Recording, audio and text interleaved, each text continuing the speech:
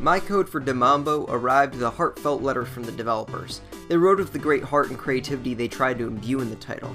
They described how the small team worked in a hotel lobby to develop the title, since they couldn't afford an office of their own.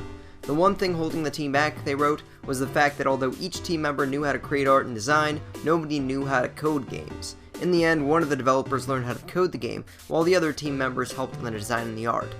Unfortunately, this story pretty accurately describes the final product.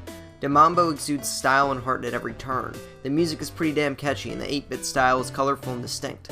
Small details here and there, like a don't touch button in the options menu for example, really embellish the experience in positive ways. The main draw of Mambo is that it's an 8-bit like Smash Bros. Clone. Multiple players can grab controllers and compete against one another locally in an attempt to knock each other out of the arena. The main quirk of the game is that you can play it with just one button and a D-pad.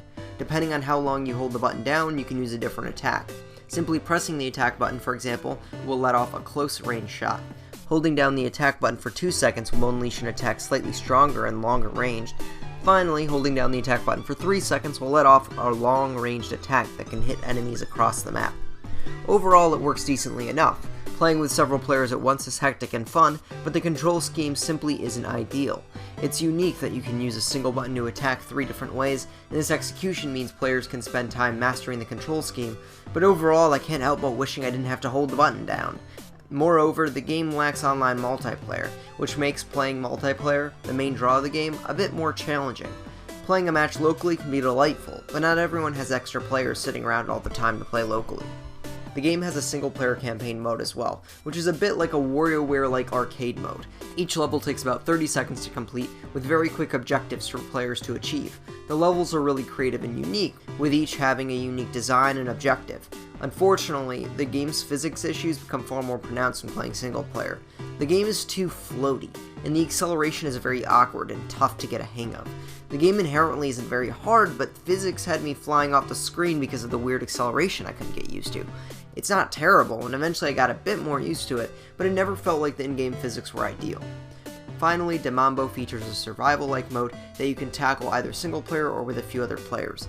The mode is styled a little bit like Galaga, with enemies attacking from top to the bottom of the screen, but you use platforming gameplay to take out the enemies while they descend. It's a very interesting concept and a highlight of the game.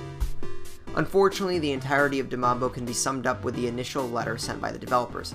Yes, the style, music, level design, and ideas are all awesome. It's clear the developers put a lot of thought and heart into the game, pouring all their creative ideas into the title. Unfortunately, it never comes together in a package I am comfortable playing. The physics are abnormal and not easy to get used to, while the lack of online and health bar are weird oversights for a game like this. Overall, Mambo nails down the unique factor for the game, but it does so without the basic building blocks required beforehand.